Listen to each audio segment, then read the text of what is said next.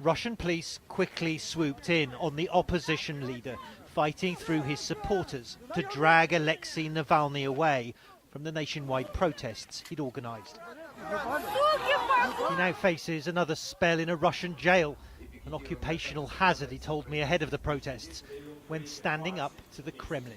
As the leading opposition figure in Russia, you've been harassed. You get regular visits from the authorities, the police, the other inspectors.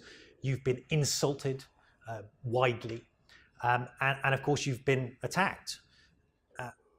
How concerned are you in a country like this, where opposition figures have been killed in the past? How concerned are you about your own safety and security? I'm a reasonable man. I ran my election campaign for 12 months, and out of these months, I spent 2 in prison. So I have a clear understanding of what this regime can do.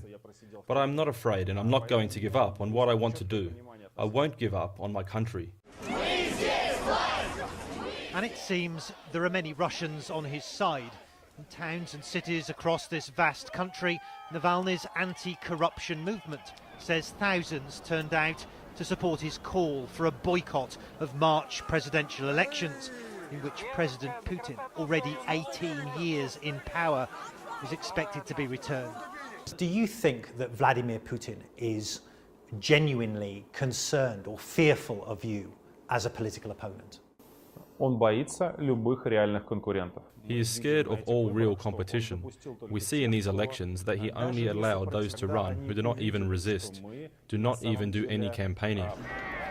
And Alexei Navalny is certainly not one of those chosen Kremlin-friendly candidates. Official opinion polls suggest his support is at barely 2%. But in the tightly controlled world of Russian politics, dominated by Vladimir Putin, no other opposition figure can rally so many on the streets.